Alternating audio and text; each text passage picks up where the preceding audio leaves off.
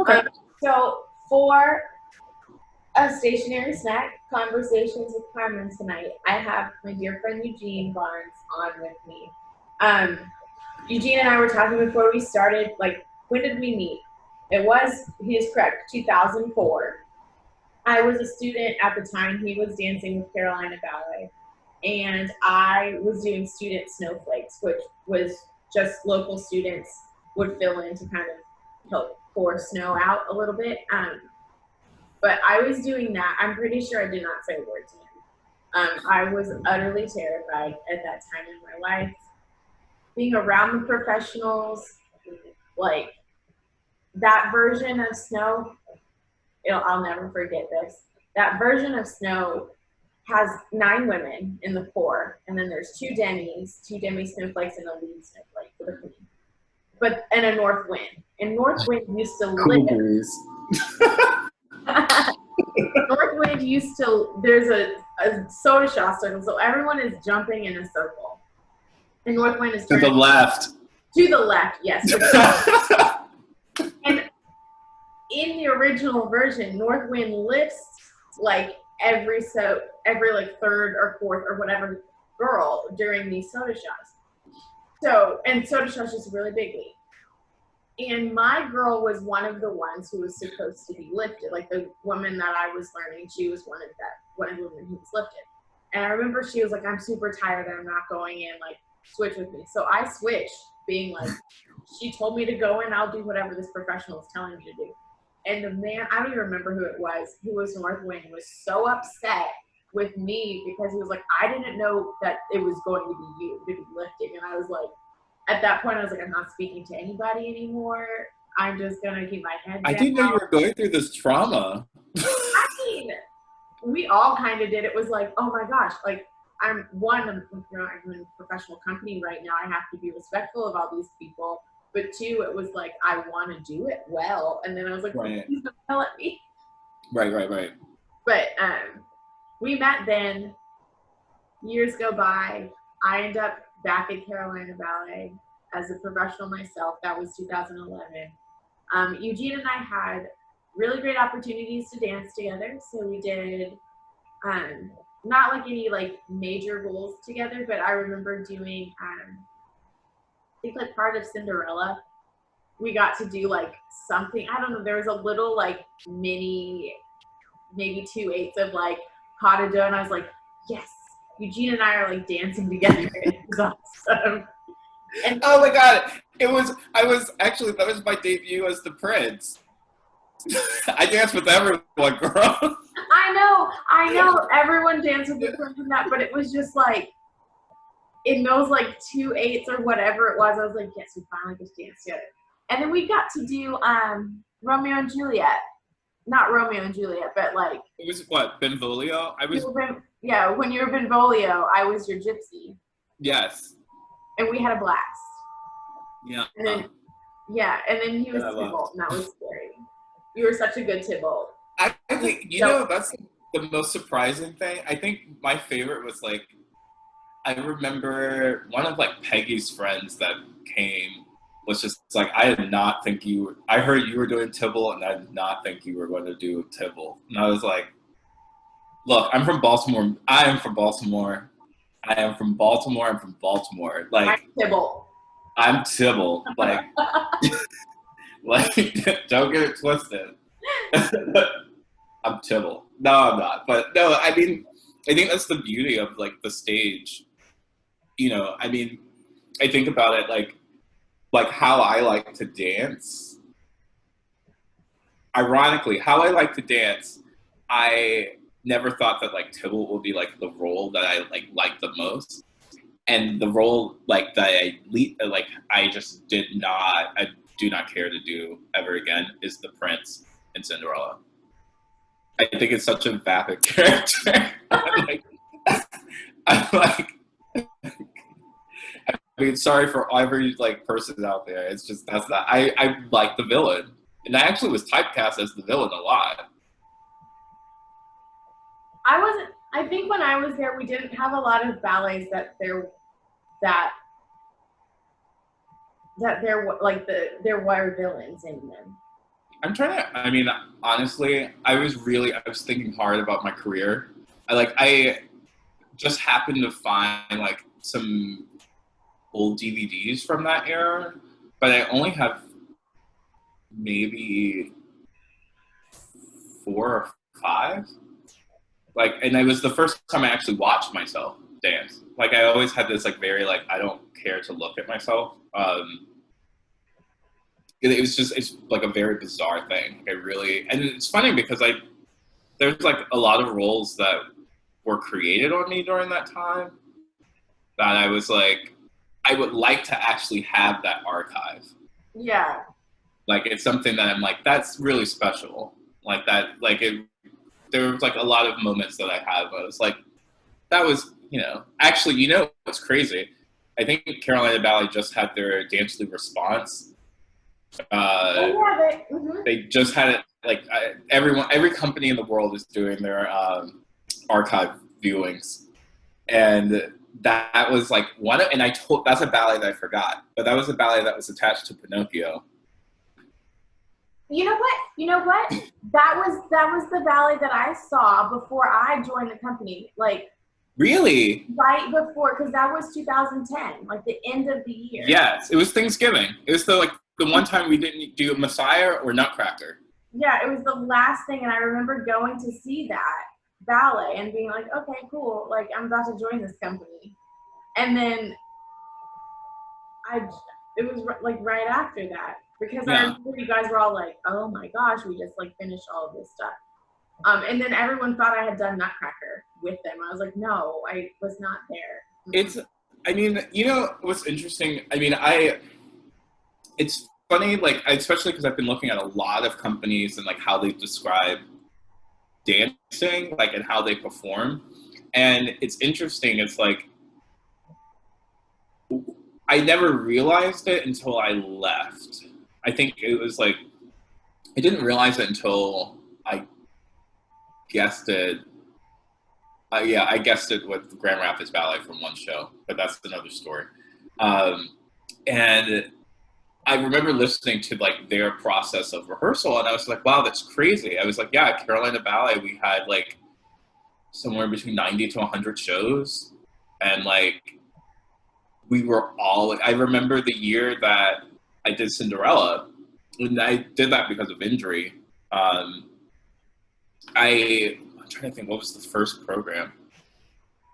I forgot what the first program was, but I do remember. It was Kachai and Firebird.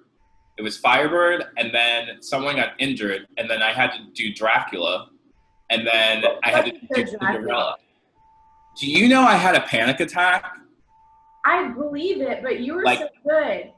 I was having like major panic attacks, like major. But that ballet, well, there's a reason why I had major panic attacks, and that's another like gem that I would love to drop on like the youth. But like that, I just remember like that time was like all I was doing was I was just rehearsing. So it was like we were performing on the weekends, and then I was like the next day it was like Cinderella, like learn a full-length ballet, learn like Dracula, do the part that you already did in Mask of the Red Death, and like just get this together. And it was like 2 weeks. There was like the Halloween special. Mask of the Red Death is very appropriate right now. But it's like, oh my god, it totally is. It totally is. This is my party. We're not gonna die. We're not. No. Such a good side note, if you've not ever read Mask of the Red Death by Edgar Allan Poe, it is a good and interesting read. I suggest it to everyone. And if you have the opportunity in Raleigh to see it, that was a ballet I truly enjoyed doing, because if you've read the short story and then you see that ballet, it is like an extreme visualization of that. It's so cool. It's really cool. You know, it's funny, and that too, like, actually, that whole book program is, like, just, like, brilliant literary works, because Lynn Taylor Corbett, her Dracula is actually taken from Bram Stoker's Dracula, and, like, that was, like, so when Len was doing when she was choreographing the ballet, which that she did that in a summer, like a summer intensive, like a summer residency. That's when she was choreographing it. And I was learning Dracula, but she was just like, I recommend everyone read Dracula, read the story, like just read it. And so I read it because I love Lynn Taylor Corbett, like love her. And honestly, in my like honest opinion, it was Lynn who really who changed the perspective of the director of Carolina Ballet about my dancing, but also the partnership that I had with another dancer at Carolina Ballet, which a lot of the rep that happened later with me and Laura O'Brien was stemmed from this ballet 9x12. That was the first like true like pas de deux opportunity that I had was in that ballet. But so I read it, and then around the time that I found out that I was doing Dracula again, I started reading. I reread it, but with the intention of actually doing it. And I just remember, like, listening to people's like, I guess what they thought Dracula was, and like how I saw it. And now, especially like leaving and like with life, it's like I kind of at some points of my life, I very much can identify, which that sounds weird, just this person that has like an obsession and it really like it cannot express it in a way that is normal. And just finding the obsession and then like just trying to just like get what you need in life. You know, it's interesting because it was kind of parallel to my career at Carolina Ballet. Like, I was just like, by any means necessary, I want to be like the top. But the irony was I wasn't willing to do like, I was like blinded by like the gem, but not looking at the total picture of it all. If that makes any sense. Who knows? That makes sense to me.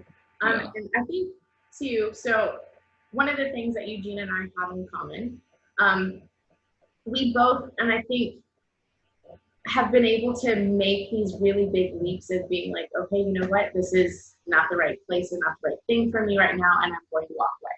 And I think where I think our conversation is relevant, especially in this day and age, almost a day and age, at this time, with a lot of dancers, we're in a place that it's like, some people, like, this was their retirement year.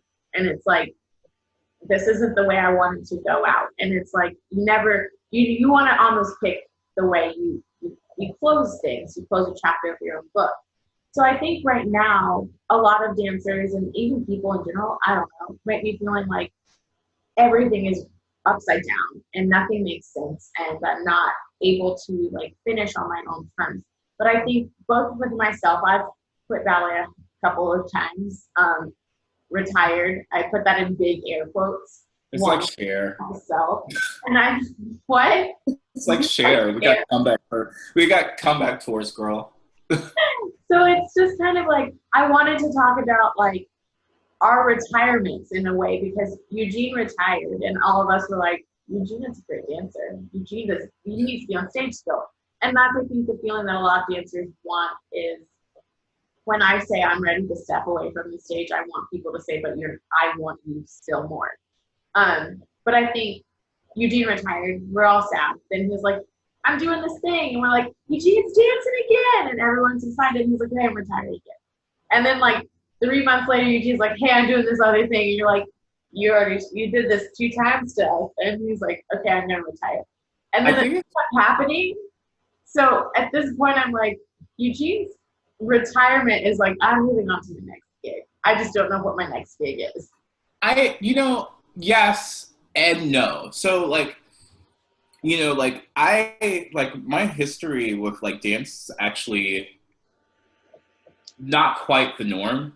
So like I met the artistic director at Carolina Ballet the September of my senior year. And it was a master class, and I actually was playing, I could not stand the teacher that I was, like, it was like strict Russian, and we knew that we were doing Serenade at the end of the year. So our teacher started to, like, revamp our classes more towards the, like, the freedoms of the balancing technique versus Vaganova. And I was just like, this is for me.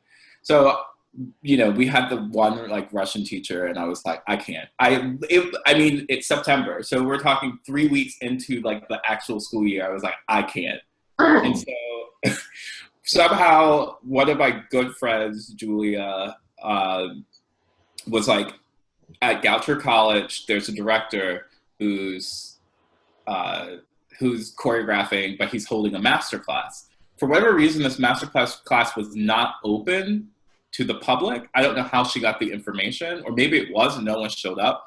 But, you know, so we go to this college, and like the uniform at my school, of course, guys white and black, but the girls had to wear fiery red Leos. So you remember like the Morella cap sleeves? Oh yeah. Like that was the Leo, like red. And the reddish. So, yeah, so we stood away, like, again, I think it's a different thing of like generational, but like the respect, we were like, you're the like adults, like we're gonna stand in this corner, like do your thing. Like we don't want to take class. We don't want to take class at our school. Just let us do our thing. And so Ricky was late because of traffic. And so where we were standing, our bar kept collapsing throughout the bar. And again, it's like, you know, if anyone like I wasn't really used to like a true dancer that danced with balancing in their class. So it was a lot faster than the Vaganova pace. And so, you know, things were happening and I was like, oh good, my leg can go up really high because, you know, I'm holding it less time than like 16 counts of 8. Oh my God. And so our bar kept breaking and he moved me in the center. And then from there, he kept asking me questions like, what's your name? And then he would walk away, and then he comes back, and he's like, how old are you? And I'm like, 17. And then he would leave, and then he would come back, and then he had me demonstrate something. And then at the end of class, like everyone's walking to say thank you, and he walked away from the crowd and came to me and was just like, get in contact with my assistant. I want to offer you a job. And so this is my my senior year of high school. And I was just like, run it. Run it. Like, I was like, it doesn't matter. But anyway, so I go to Carolina Ballet and like, you know, my career was really great. Like I was plagued with a lot of personal things. I had a lot of demons, like a lot of ego, a lot of, you know, I just really liked, like when we were a part of Carolina Ballet, especially me, like Raleigh completely revamped. It was during the like housing crash. And so everything changed. Like, what's his name? Goodnight. He started like revitalizing like the downtown scene. And so I went out in the downtown scene and ultimately like I ended up having doubts about my career when I turned 27. And I was just, because at that time, either my friends they've graduated from college. Some of them already had their like masters, and or some of them were already like principals. And like it's interesting because in hindsight, I'm like, you were 28 and you were doing like you were a soloist. Like I was a soloist at like 23. Like I really had like it really wasn't a long time in theory. But I just again the obsession. I was just like I don't want to be 30 and not like have anything to show for it. Which, yeah. And so I left. I left actually 2 weeks before the season began. And then fun fact, I realized the hard way that living in a town where everyone knows you as the dancer and leaving and not really having something to fall back on, like you can't say that you have twirling as a job, like on your resume and expect to get like a job, you know? And so I ended up leaving. I ended up moving. My family relocated from Baltimore to Texas. And I danced. I didn't dance. Actually, I did dance. I actually did some like auditioning. And as much as like it pained me in that moment, it was like the companies I auditioned for did not have the spirit of Carolina Ballet. Mm-hmm. like how like I was having work that was choreographed on me. Like everything was just very much like tailored to me in a way. And so that was the first time that I was just like, you know what, let's try something. And so I ended up working, crazy enough, I ended up was a manager for like Macy's for children's and intimate apparel. Yeah. And I was actually good. I made my children's and intimate apparel department #1 in DFW. So I was gonna say you were good at it. I was great at it, which I, you know, but a lot of it has to do with, it's funny because a lot of the things that I learned, like leaving the ballet world, is that we have curiosity as dancers. You know, everyone talks about the discipline, everyone talks about our work ethic, but it's the curiosity of an artist. So for me to be in a situation where I really had no skill set, I wanted to learn from the best. So what did I do? I ended up watching, I ended up asking questions. Even with my team of intimate apparel, I was very connected with the vendors. I knew like having the relationships of them was going to benefit me in the long run.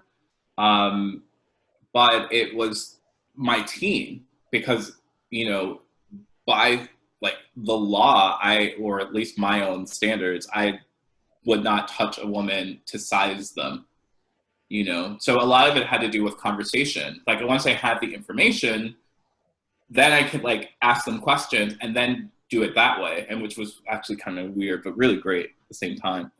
And then, so I'm trying to think. So that was 2015 and 2016. 2016, so I wasn't dancing from 2014 until the end of 2015. So almost a year. It was a year. Yeah, wow.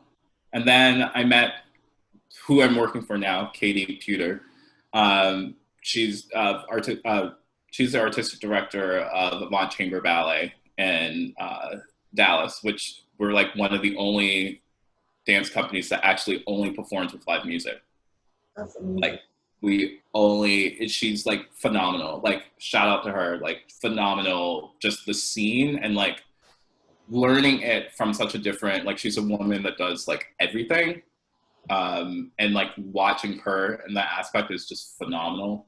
But I danced with her while I was working for Macy's.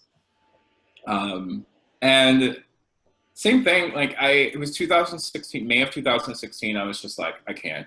Like I was just like, this is not what I signed up for. But again, it was like I had my hand in one area and then like I was dancing just because, you know, I was just like, oh, I can do it. And so in like 2016, like had like major like shift of life, ended up moving to Michigan and just like really had like just changed my life. And during that time, I didn't dance. I did work out. That's one thing I can say, like in my like retirement years, I love physical fitness. So I always work out probably insane. Like we were talking earlier, like I'm like training for a half marathon, even though there's no half marathon happening. Like I just like found an app that works and like I wake up in the morning and I do my exercises. I do my runs. I come back. I do my stretching. Like I just have always been this way. But in 2016, like I was just like, I'm not dancing. And 2000 summer, so for a full year, didn't dance, was working in an office, and my coworker, we just like had the greatest music, just like partying, like living it up. He was watching soccer, and I was just like, you know me in sports. Carmen, you know me in sports. We don't do sports. No sports. Sports, like, yes. Yeah, you sports, yes. Me, no. It was like, I was like, oh, you really like soccer? I was actually being like a jerk. Like, I'm like this, oh, you must really like soccer. Like, and like now in hindsight, I'm like, oh my gosh, like I'm doing what everyone has done to like ballet dancers. Like, so condescending. And he was like, yeah, it's my passion. And the moment he said that, I was like, I gotta figure out how to dance. Like, again. And I was living in a small town in Michigan, but I was dating someone. I was commuting back and forth to Grand Rapids. And so I started taking their adult classes. So I probably was taking one adult class a week. But meanwhile, I was literally working out 7 days a week with a trainer for 5 days and like running. I was running then too. Like, just. You were running. I love me some running, which is interesting because at one point in my career, they were like, you will never run again. You know? But yeah, so I ended up dancing. I ended up moving to Grand Rapids from the small town, and I was taking more adult classes. And during that time, Patricia Barker was the director of Grand Rapids Ballet. And I'm just music on, again, and at that time I was working for Banana Republic as like a supervisor manager. And, you know, so it was, at that time, perfect way to just like, yeah, like, and it wasn't even like, I'm like, oh, I really want to join this company. Like, I really had no desire to do it whatsoever. And, you know, so I'm sitting there and Patricia Barker, she walks by me like several times. And, you know, I love her, always have loved her, love her. And so I like to play it cool. Like, hey, I see you. And, you know, she walks by me and I'm like, no, you know, I was in the straddle, girl. I was split out. I was getting warmed up, you know, just living my life. And so she walks by several times, and then finally she comes. I'm not even paying attention. I think my back was turned because they were kids. They were running around. They were running amok. And, and I was like, oh. And so she like comes near me and just like, and I was like, hi. And she was just like, you're not a regular adult. I was like, okay, thanks. Thank you. She goes, no. She was like, you're a dancer. She never saw me dance. Like, never saw me dance. So I don't know if she talked to some of the dancers of the company when I was taking their classes. But she like was just like, you know, I don't know what your work schedule is, but if you would like to take company class, you don't have to pay for these. You can just come and take company class whenever you want. Nice. So I was like, shoot. I mean, retail life, you know, I was like, good. I got more money to spend on clothes, you know. So anyway, so during that time, she kept asking me, she wanted me to dance with Nutcracker. And I was just like, no, like, I work for Banana Republic. That is the busiest time. Like, everyone thinks like, I mean, I've lived both lives. Everyone thinks that Nutcracker is one thing. Working retail from Black Friday until, I don't know, because both Macy's and Banana Republic, we had audits right after Christmas. So prepping for audits during that whole time. So you really are just like, for like 2 months straight, just like people in your face and all of this energy, plus like trying not to catch a case or end up on World Star. Like, just there's a lot of like loops you got to go through, you know? Yeah. So I finally ended up saying, yeah. I ended up agreeing. It was like January. And like, it was perfect because I ended up having a breakup and like, it was a perfect outlet. And then in March, I did the show. And then I was like, I'm retired again. I was like, so that was 2018. Yeah. 2018. It almost feels it's like back in the day when you had your instant messenger, like AIM, and it's like, here's my be right back. I'm retired. Okay. Yeah, totally. You know, so yeah, so I had that moment, and then same thing. Like, so from March, I was living in Michigan. In May, my mom was ill. My mom was diagnosed with cancer, and so I relocated back to Texas in May 2008. And during that time, like, dance wasn't on my mind. The only thing that was on my mind was like, I need to like I got word that I couldn't get my job transferred, so I was like really looking for work. And at that time, like when you're working in some sort of managerial role, like my mind was no longer in like a season type of environment. Like I've been used to working for years, like just like the full year. I have a salary. This is what my life, what I need in my life to like survive. And so when I moved down here, I ended up, my mom works for the corporate headquarters of 7-Eleven, which is in Irving, Texas. And I still don't know how I end up getting a general manager job for a corporate 7-Eleven. I think a lot of it has to do with nepotism, but that's between me and you, and then now probably whoever watches this video. But I mean, I think a lot of it, again, that's like a dancer thing. Like I think I sell myself short. Like numbers wise, I'm great with the numbers when it comes to a business. Like love it. Like I think it's the most fascinating thing ever to just look at a spreadsheet and see where problems are happening. And so anyway, I moved down here. I was hired, and my mom had her surgeries. Everything happened, and then I started working for 7-Eleven. And same thing. Like I was like went in guns a-blazing. I worked for them for almost a year, but I was at the point of like extreme breakdown. Yeah, I was about to have a mental breakdown. I was working like 19-hour days, and like at some points wasn't sleeping just because I couldn't sleep because I was on call 24/7.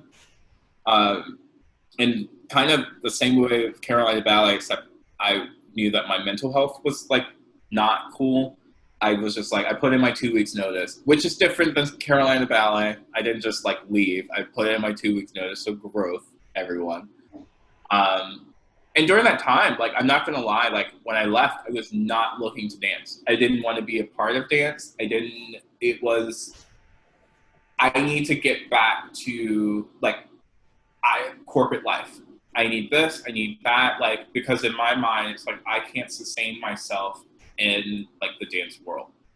Like I can't do it. And so for me, for a full summer, which is ironic, like everyone's going through this time. It's like, I went through this not even a year ago, like the full summer from like the beginning of May to the beginning of August with no work. And so I was just like, like I'm a preacher's child, parents are both pastors. And it's kind of like, like the color purple, the scene, the color purple, where she goes back to church, God's trying to tell you something.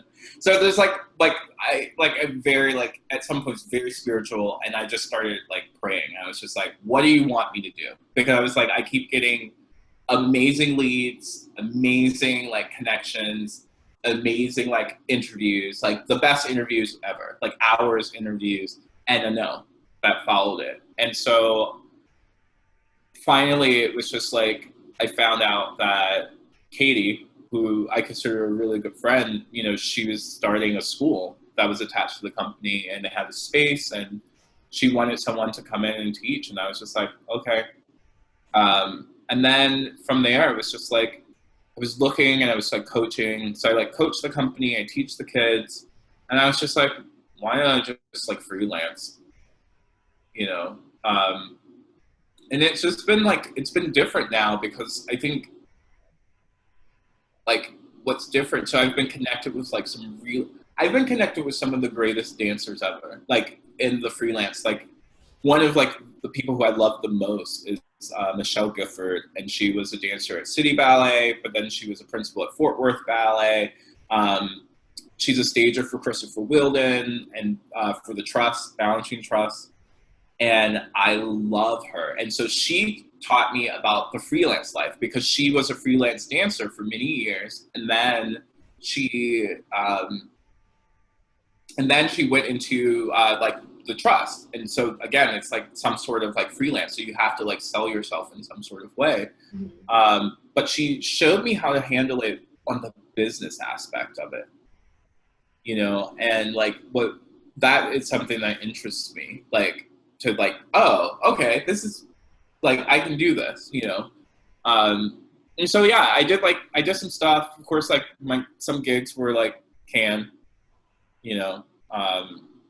But ultimately, like this has been like the greatest time of my life. Like this has been the greatest time of my life. Like many people probably, if they sat down and thought, like have not taken a day off since I joined Carolina Ballet in 2004.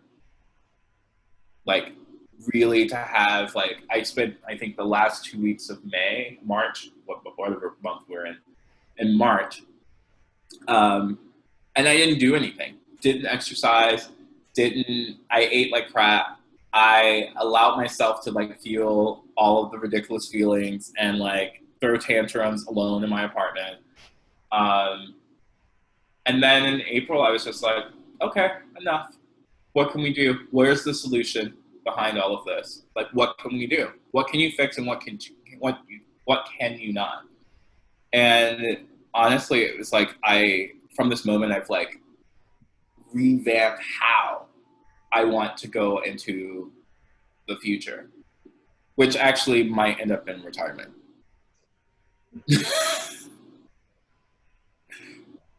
But it's that's like the beauty of it. That's your choice. Like, because I know for me, after like when I graduated from college, yeah. Okay, I'm trying to find a job, and it is a recession. Like ballet companies were not hiring. Not hiring. Yeah. They were laying people off actually at the time. So I was like, here I am, trying to hop into a very small job field that is letting people go, and I want to get into it. So I ended up in a company. I didn't like it there. So were you in like South Carolina or something? South Carolina. Mm-hmm. Yeah, you know. I auditioned that audition season after that, and I didn't get any offers, and I straight up left.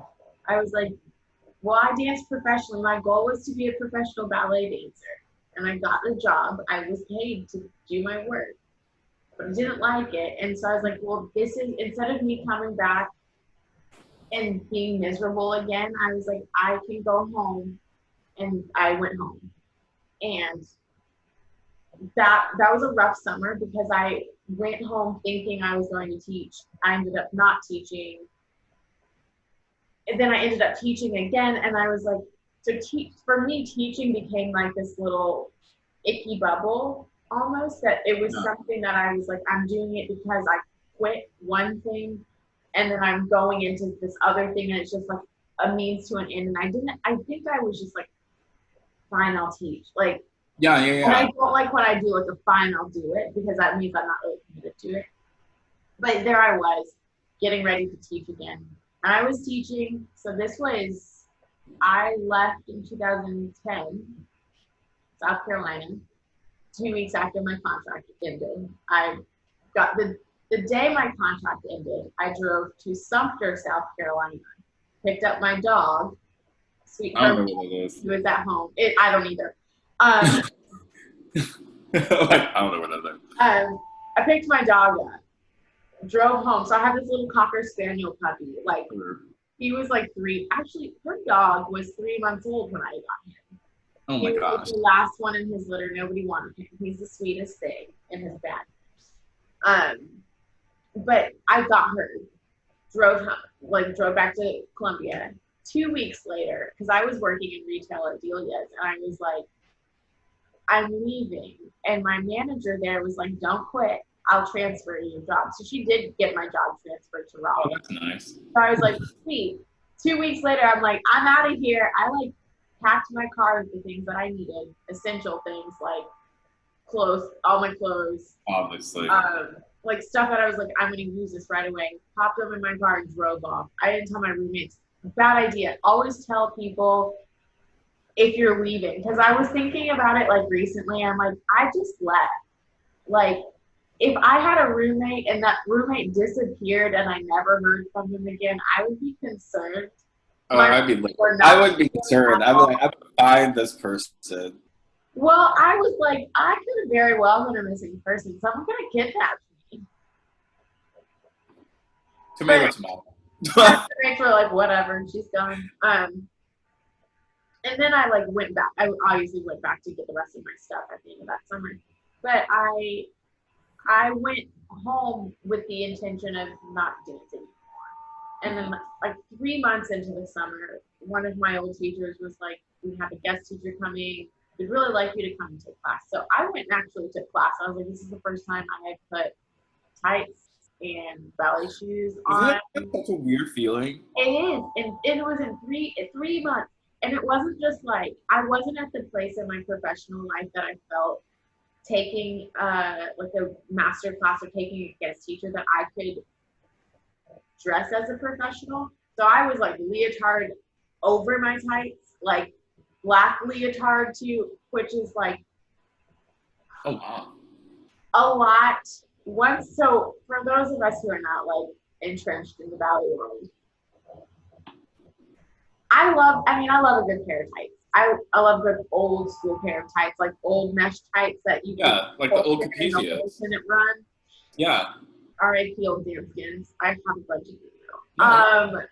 But you wear like your tights and your leotard goes over your tights and your shoes go over your tights. Like everything is very uniform. When you get to be a professional, you find this place of you're finding your own artist. You're becoming your own artist. So you may look homeless. You may look. You take your school uniform of black tights or black leotard pink tights, and you literally throw all of it away. You're like, let me put on the brightest color leotard I own, a pair of like orange hand-dyed tights over the top of the leotard. Then you find an old sweater, 7 pairs of pants. Like you just put all kinds of clothes. Look homeless. Look crazy. And then you take class in it, and then gradually, for me, I shed the layers. So I start class literally layered. Same. I think we were the only two at Carolina Ballet that were like always naked. Yes, I would wear like a long sleeve shirt, a vest, pants, leg warmers, but by the end of bar, I had on my leotard tights because I was like, if I'm working hard enough, I'm going to get warm, but I cannot start my day. Yeah, I still do. You know, honestly, I take class like just with like calf warmers. Mm-hmm. I forgot who it was. Melissa Pocketsy. That's my girl. Love her. Still to this day, we still send emails and like memes. It's weird, but it's okay. Like I love her. She used to say that. She goes, "You will never know what you look like until you are naked." And so for the longest time, well, I remember her saying that while she was coaching someone. And I was like, well, why are you looking at yourself? My thought, like young, like, why are you looking at yourself in the mirror? But then I was like, no, it's the mind's eye. You don't know what you look like until you are just in the studio there. And when you go on stage, you are so comfortable. You know exactly where you catch yourself in the mirror and you're like, ooh, that wasn't a cute line. You catch yourself and like you just know, you have the sense. You're like, okay, it's fine. My director already knows what I look like. My peers know what I look like. So when you're on stage, it's like, it doesn't matter. Everyone knows like the audience, they're going to love you regardless because you're doing some like superhuman stuff. But like, it's the people who are in the studio that like, they see you. And when you're comfortable with yourself in that setting, you're dancing on stage is just like, you don't worry about your body. Like, you don't worry about if your feet are pointing because you know that your feet are pointing. You can see them. You can see them. You know, it's like, that's one thing I am very happy that I learned towards the end of my like tenure at Carolina Ballet. Because that's when I really started just like shed like everything.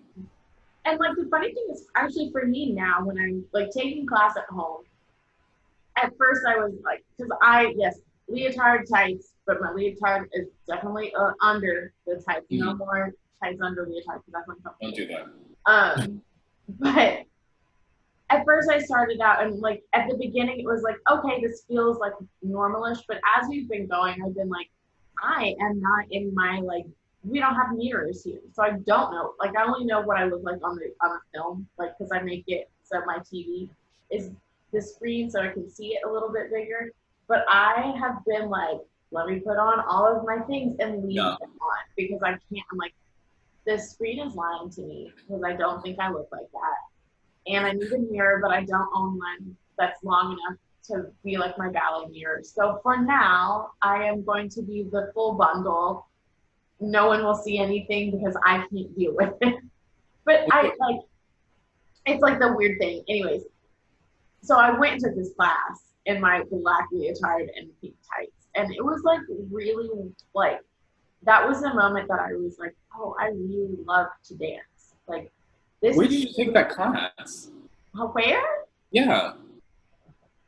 Oh, God, it was in Cary. It was with Rosanna. Oh, yeah, yeah. I was like, it has to be in Cary. Because I'm thinking, like, there's not that.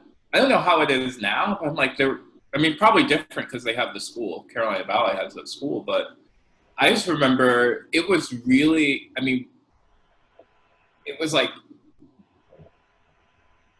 there was nowhere to take class if you didn't like class. Oh, yeah. Well, I mean, in the morning, there was nowhere to take oh, class. You know, it wasn't like a steps. I mean, like here. I mean, I love the classes here, so it doesn't really matter. Like, I mean, half the time I'm teaching the classes in the morning, so it's not like I'm skipping. um, so, um, no, but it's just one of those things that I'm like, there's still at least like I could take class like company class with like Bruce Wood, which is contemporary company, but they do ballet. Like, there's other places where I could take class if need be. yeah. But yeah, so I did that, and I was like, okay, like, because I think at that point I was like, I'll be teaching here, and there was like the small like studio company, not studio company, but like the dancers in the school Mm-hmm. performed, and so I was performing. I was like, okay, yeah, I'll do Nutcracker, and I did like the hard sugar plum, like the old one, which was hard. I hated it. I really like. No part of me ever really wants to be the sugar plum fairy anymore. It's really hard when you have to do all of that stuff. It's very taxing, and I think at the time I did it, and I think I did it well, and I'm pretty sure I can do it well again. But as a character, I don't know. Me and her aren't the same, so it's sometimes hard for me to like delve into like the sweet loving of every like. I'm loving, but I'm also shady. So like, to be like a queen like that, I'm like, that doesn't fit my personality. I'd be like, why did you show up in my lane without me inviting you? Like, that was rude. Go home. Well, so it's funny because like I think that's anyway. No, continue your story because I continue your story because you're getting to the point. Okay. So not that Nutcracker rolls around. And I was like performing with the studio company, and being that it was their first year, Ricky, Melissa, Debbie, and Marin all came to the show and watched that show. And then afterwards, I get like, we like come take company class, and I'm like, I don't want to drive 25 minutes to Raleigh. Like, what is wrong with me? A lot of things. But I literally was like, I really just don't want to drive to Raleigh because I had to get on 440. And if you so with us Cary kids, I live in a bubble at home. You do. You don't need to leave Cary. Like, the bubble is. Whoa, scary Cary, man. Cary's not scary. The bubble provides. Scary Cary, man. That's. So for me to drive like 20-25 minutes away, and it's like at the time it was like, oh my gosh, you're asking me to like travel. That's travel. Like, where's my that's travel. It was a lot. So I went. I actually when I took class, because I knew as a professional and like knowing how ballet studio works with a professional company, you don't just like roll up and take someone's spot. I like stood in the doorway for a long time, just kind of waiting for everyone to get there and to make sure I wasn't taking anyone's spot. My friend Hong was like, "Oh, have mine," and I'm like, "Oh, She's like a She's a sweetheart. She's an absolute gem. yes. And then I was like, I have no business standing in Hong's spot, but here I am. She offered it, and so I took class. Afterwards, I was offered a place in the company, and it was just kind of like, okay, I'm dancing again. And I stayed at CD for, I guess it was like almost 7, 8 years. It's really hard for me to like gauge it now because I started halfway through the season. Yes, So I like, remember. That's why we thought that you started with Nutcracker. yeah, I think Did you start with Four Temperaments? No. No, I started with Ugly Duckling. That was spring. That was the ribbon. Yeah, I was like, what was I doing in that I was probably one of the, like, I was King Winter. I remember that. Yeah. So I started with Ugly Duckling, but I only did one show because the school had already, like, I had already agreed to do You were something committed else to for the school. yeah. And so, I was second cast to one of the tallest women in the company at the time in spring. I was Cece. That company, yeah, I remember that. That was like the year. It was like it was at least 7 inches taller than me. Yeah, it was like it was weird. It was like Randy and like was Sam Boyk still there at that time? No, God, I don't remember. So many no, people. I don't think so. No, you said 2011, right? Mm-hmm. Yeah, no. But I think like, it's like when Erica was phasing out. yes. Mm-hmm. But yeah, it was like, okay, I'm doing this again. Like I quit once, here I am dancing again in like the most unlikely way possible. Like I really didn't think that. Like that's the time. Like those things were like somebody came to my show and I was discovered. And I was like, someone came to my show and was like, hey, come dance. And I was like, that actually happened to me, and I don't feel like that happens in this century anymore. I mean, that's how I got my job. Yeah. It wasn't. I've never been in a, like, other than like I did one audition for Ballet Austin, and that was in 2015. And I was like, I have never auditioned. Like even with like whatever that with Grand Rapids Ballet, Patricia Barker saw me. Like it wasn't like I was auditioning. Like I've never really had to like have a formal audition, which it's interesting. Like talking to the kids, like when they're going to like companies, I'm like, I don't know. At first I was like, how do you know? Because like I think so. Sometimes I don't even like my first job. I like don't give it the credit that I think it's due. Like I was still a professional, but I didn't consider myself like I did all these auditions, but nothing came of them. Like I did like the cattle call where they cut people as you go, and really, like, yeah, they're terrible. It's awful. Well, I mean, it's like demoralizing. Like you don't. It's not even that like you're. Some people weren't good, yes, but most of the people in those rooms were really good dancers, and you just like see like it felt like such arbitrary like. Well, because a lot of it has to do like with aesthetic. Yeah, so like that was really hard the first year, and then at the end of my time at Carolina Ballet, when I was like, okay, I'm going to these auditions, and I was like, I'm finally like feeling confident enough because for my time there, I didn't really believe that I was any good, so I think I danced like I was afraid all the time, which most of the time I think I was, because I was like, I have to do it. I have to do well enough to prove that I can do it. So I would psych myself out and I would just do it bad. Yeah. So I like went to these auditions and I was like, oh, like I'm not as terrible as I thought. I didn't get a job from any of those auditions, but being in the rooms, like granted, I was probably one of the oldest people in that room for most of these like call auditions. Yeah. I didn't do a lot of them, but then I did a few company class auditions and I was like, I don't feel inadequate. Like it was like the weirdest like thing switched in my head that I was like, you are capable of this.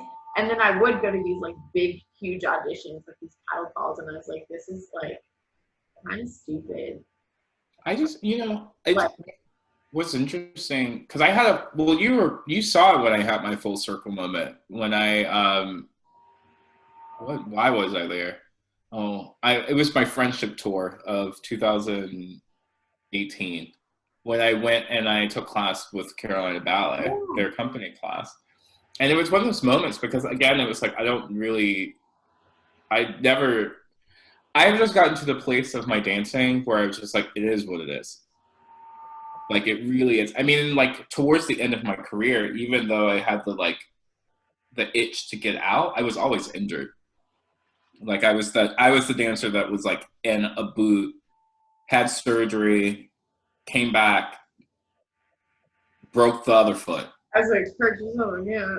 I always was in towards the end I was just always injured. And like so it was interesting like coming back and like, you know, especially because a lot of the dancers that I mean the company's different now, but when I was there was a lot of the familiar faces. And so a lot of them were like, wait, how did you know, because the mindset of a dancer is that you have to be in the studio all the time. Mhm. You have to be into like this grueling, almost like grinding, which that is like the worst, in my opinion, the worst description to ever describe someone's work ethic. Grinding, because if you think of grinding, like think of a grinding hip socket, it's not. I can think of like my ankle grind like Yes, every time not good. I do it. That is not good. Grinding is not good. No, like it just isn't. And that was the thing. It was like I started around that time, especially. So that was right after. That was right after I said I wasn't like dancing professionally. It didn't say I wasn't dancing like dancing on stage. Like I wasn't seeking opportunity to dance.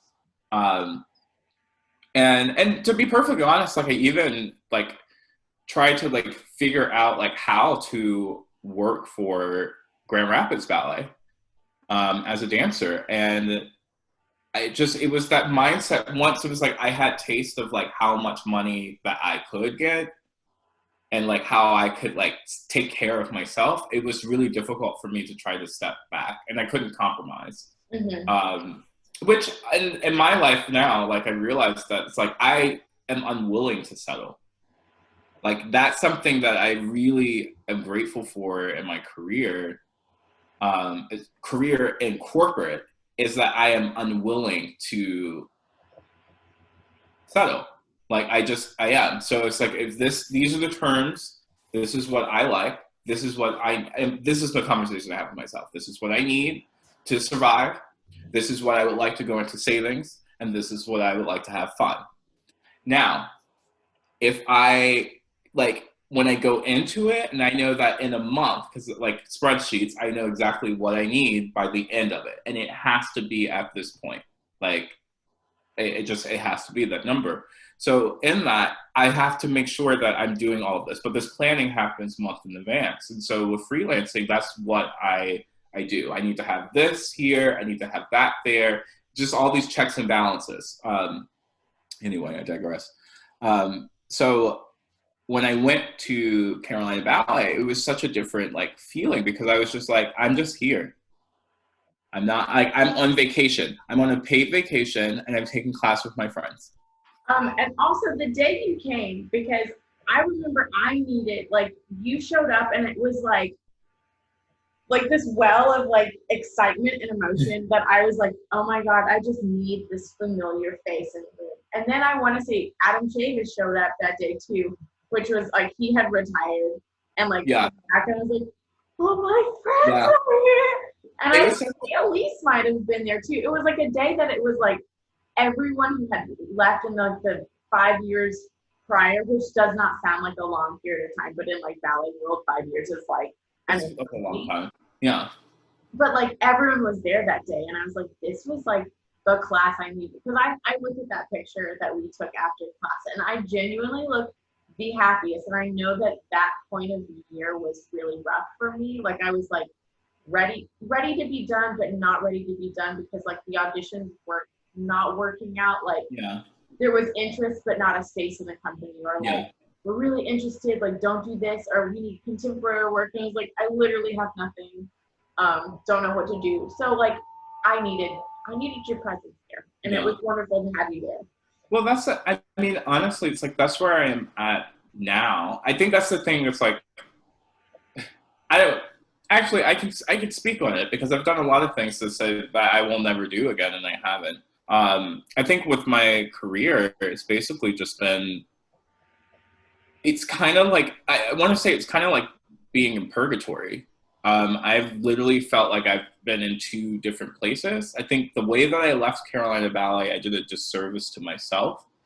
I think a lot of it has to do with my own like family morals and also the morals of and how as I was growing, the morals that I develop as a human. And the way that I left, it was in a way kind of like a child tantrum. I left like a child tantrum, but even me going back into dancing was almost like, look what I can do without you. Mm-hmm. And so as I started to do this, like do the work, basically, I started to realize that like, ultimately my dancing is what my dancing is going to be. You know, at this day and age, like I'm not trying to learn new tricks. Like, you know, I'm not trying to compete with XYZ. Now what I can do is offer experience. I can offer an insight into it. And so it's been great, like kind of in this space where I share the stage with the people that I coach. I share the stage with my little babies. And so it's now a different type of responsibility where I'm now seeing it as like, I have to carry this myself in this way because I want these kids, when they become professionals, to carry themselves in this way. That this is what the acceptable route is. How you work with partners in the studio, this is the acceptable route, not, you know, tantrums or, you know, you can be an adult in the studio. And so it's been interesting also for like the parent standpoint.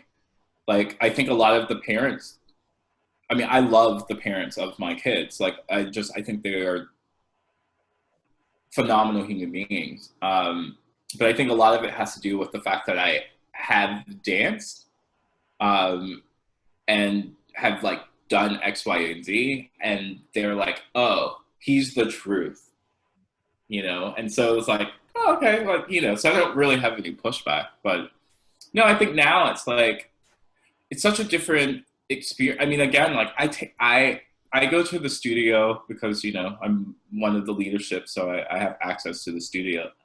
And as much as like people would think, and if they had that, they would probably be at the studio every day.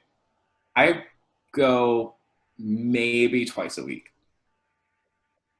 And I go and like, I've been doing this whole like self-promotion thing on Instagram, which I have been very much against it, but I've been like posting videos of myself dancing. And part of it was because I was like, why don't you just film yourself, because you don't know what you look like. And maybe if you actually like look at yourself, you might not see that you are like horrible. And so I started doing it and I was like, oh my God, I am actually turned on. You didn't know that?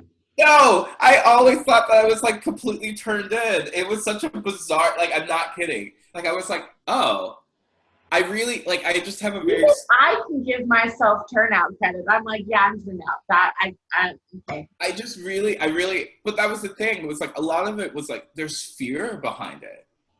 Like, I didn't think a lot of like how I like looked at other dancers doing certain things was such a like, you know, if you spot it, you got it. So I was just like, oh, well, they're full of themselves. But I was like, no, I really just want to do that. But I'm like, well, I have to do that if I need to have some sort of presence. And I was like, unfortunately, as much as like technology is not my friend, social media is the like the vehicle, you know. Yeah. But all days, like, for real, the technology is like nothing to.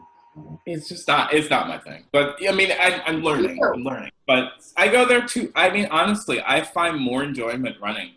I find more enjoyment. I have these like bands that I use called Elite Fits.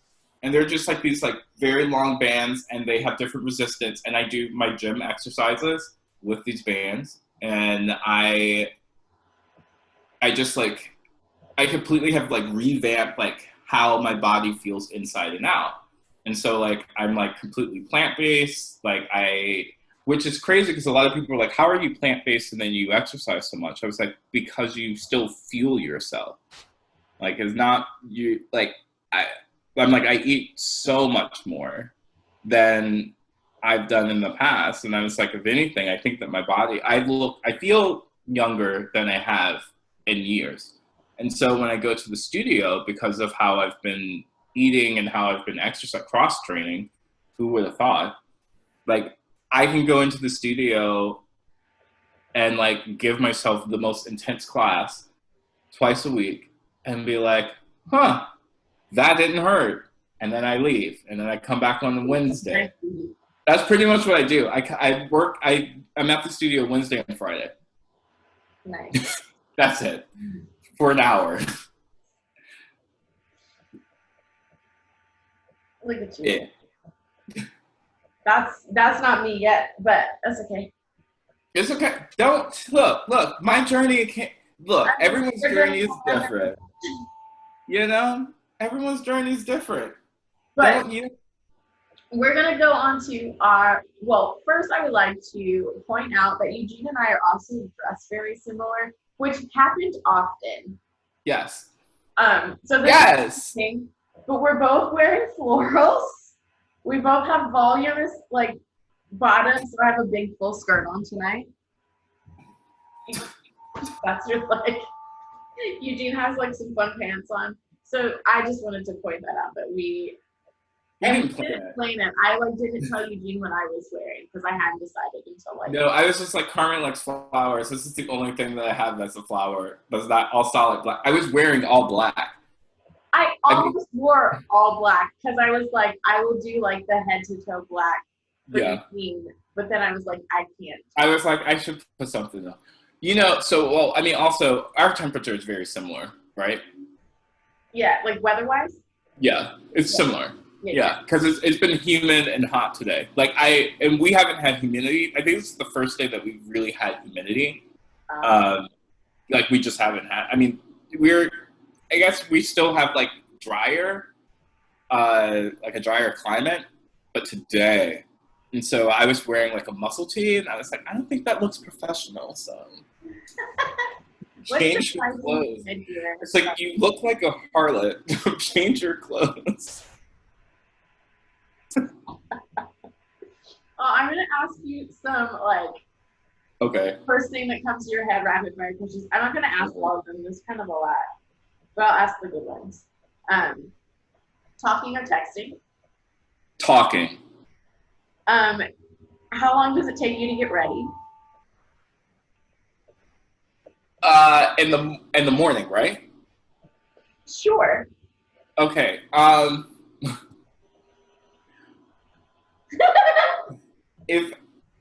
usually start with a face mask after. Probably anywhere between 45. I love it. An hour 15. I love it. Would you rather be able to speak every language in the world or be able to talk to animals? Every language. Invisibility or super strength? Invisibility. On a scale of 1 to 10, how good are you at keeping secrets? A solid 9. Dawn or dusk? Wait, what? Dawn or dusk? Morning or evening? Morning. Oh, girl. I wake up at 5:30 in the mornings to go running. Morning. Place you most want to travel? Oh, there's so many. I think, it's funny. It's like originally it would be somewhere like exotic, of course.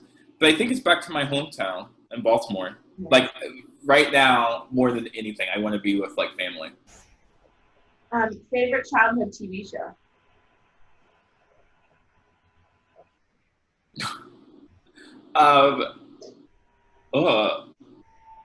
You can say skip. I'm gonna initiate a skip. If you want to skip, you can. I mean, yeah, because I don't think that we didn't watch television like growing up like that. Okay, I'll say like I don't know, like actually, Living Single. Even though that wasn't a childhood show, That was my jam. That was my jam. I like that. Favorite season? Spring.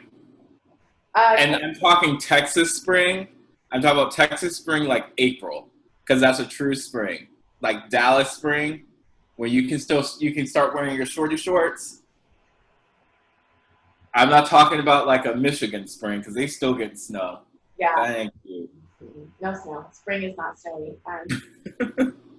Cake or pie? Girl. Cake. Because there's a cake at a place called Hunky's in Dallas that has the best lemon cake ever. Have you ever worn socks with sandals? No. I was going to say, in my time of knowing you, No. What's the best age? In the 30s. Like right now, I've been 3 weeks into 34. What am I? Yeah, 3 weeks into 34, and I feel like I'm making some of the best life decisions of my existence. Like every decision has been spot on. If Voldemort offered you a hug, would you accept? Maybe. Would you rather cuddle a baby panda or a baby penguin? Probably a panda, because I really like soft things. Would you want to live forever? If I can look like this, yeah. Big dogs or small dogs? Ooh, small. How many hours of sleep do you need? 8. What's your favorite carb? So this is you can tell me your favorite carb of these 4 or rank them. Okay. All of these are my favorites. Bread, pasta, rice, or potatoes? Wait, carb. I thought you said car. No, carb. I was like, I can't remember cars. I was having a freak out moment. And then you said bread. I was like, I don't think that's a car. Bread. Wait, so you said bread? Bread, pasta, rice, or potatoes? I would say potatoes, because I don't care for. I mean, I'll say potatoes is number 1. Bread, only because I like the brioche rolls from Trader Joe's, in which that's a rarity. I don't really eat that much bread. Rice, I don't mess with rice. That's 4. And what was the other one? Pasta? I eat gluten-free pasta. No, that's not true. I like some orzo. I have orzo in my pantry. So yeah, there you go. What is it? Yeah, you got it. Stale Sour Patch Kids or fresh circus peanuts? Oh, Sour Patch Kids. Scale of 1 to 10, how good are you at wiffle ball? What's wiffle ball? The one with the holes in it. You know, like, it's kind of like baseball, but the ball has holes. What? I'm like, we didn't have wiffle ball in Baltimore. We had extreme dodgeball. No, yeah, we have a bat, like a plastic bat in wiffle ball, because the ball. Oh yeah, we didn't do that. We didn't do that. Okay. What's your ideal outdoor temperature? Okay, yes. It will be anywhere between 75 to 79 with a dew point of 20%. Yeah, go. Because you can't have it, you cannot have no dew point in the air, because that means your skin is dry. It does. You have to have a little moisture for the glow. Remember that, everyone. Remember, these are gems. 1 to 10, how hot do you like your shower water? 10, 15. Salt. It basically it needs to burn off. Yeah, for sure. When people stand up for a standing ovation, are you usually one of the earlier people to stand up or later? Depends. I'm usually the person that doesn't. Hey, let's keep it real. I mean, there's been a few performances that I've been like, I gotta give it. And there's been some that I was doing a Nancy Pelosi clap. Would you go to a movie alone? Yes. Would you rather come face to face with a miniature hippopotamus or a giant cockroach? Both are in a bad mood, and they're the same size. Oh, the miniature hippopotamus. I don't do. I mean, if anyone, well, you live where trees are, right? I don't know trees out here. I mean, there are trees. I said there are trees, but not like at home. Not like North Carolina. No, not like that. So yeah, if y'all have never seen one of the palmetto bugs, no. I mean, any giant bug, like. No. I mean, I like the outdoors. I don't mind the bug, but like big ones, Let me do two more.